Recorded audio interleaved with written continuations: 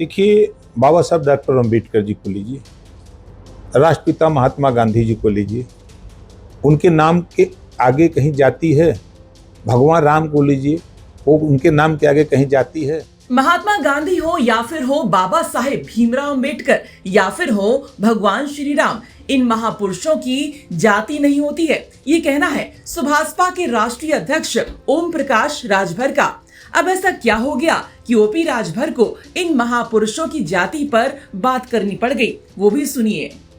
दरअसल हुआ ये कि 2 दिन पहले सीएम योगी आदित्यनाथ बहराइच पहुंचे थे, जहां उन्होंने महाराजा सुहेलदेव की प्रतिमा का लोकार्पण किया और अपने भाषण में उन्होंने महाराजा सुहेलदेव का नाम तो लिया, लेकिन उनकी जाति नहीं बोली, जिसके बाद सुभाषपा के कुछ कार्यकर्ता नाराज हो गए। जब इसी पर ओपी राजभर से पूछा गया कि सीएम योगी ने सुहेलदेव के साथ राजभर नहीं लगाया, जिसके कारण कुछ कार्यकर्ता योगी जी से नाराज थे, तो क्या कहेंगे, तो उन्होंने कहा कि ऐसी कोई बात नहीं है। जब कोई राष्ट्र नायक होता है तो उनकी कोई जाति नहीं होती है।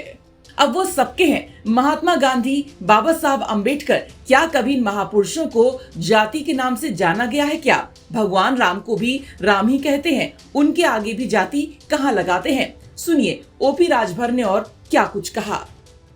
देखिए, बाबा साहब डॉक्टर अम्बेडकर जी को लीजिए, राष्ट्रपिता महात्मा गांधी जी को लीजिए, उनके नाम के आगे कहीं जाती है। भगवान राम को लीजिए, वो उनके नाम के आगे कहीं जाती है। जब वो राष्ट्र नायक होता है तो सबका हो जाता है, और उनकी जो सोच है, उनकी जो चाहत है, तो हर धर्म जाति के लोग न मानने लगे। अब एक जाति के नहीं रह गए, अब वो सभी जाति धर्म के राष्ट्र नायक हो गए। तो जिन लोगों की ये भावना है, तो उनको मना कौन कर रहा है? हम तो कल मुख्यमंत्री जी बैठे हुए थे, सारे मंत्री बैठे हुए थे। कल मैंने मंच से खुद मैंने कहा कि राजभर महाराजा सुहेलदेव जी, जो उनके कृतित्व और व्यक्तित्व पर जब चर्चा हमने वहाँ किया, तो कम से कम नहीं कुछ तो 15-16 बार नाम तो मैंने खुद वहाँ मंच से लिया। तो अब उनको कोई भी कह सकता है भाई, जैसे बाबा साहब डॉक्टर अम्बेडकर को सब लोग मानते हैं, भगवान राम को सब लोग मानते हैं, भगवान कृष्ण को सब लोग मानते हैं, तो अब उनकी जाति अब देखेंगे। ओपी राजभर आगे कहते हैं कि राजभर समाज के लोगों को खुश होना चाहिए कि अब हमने महाराज को इतनी बड़ी पहचान दिला दी है।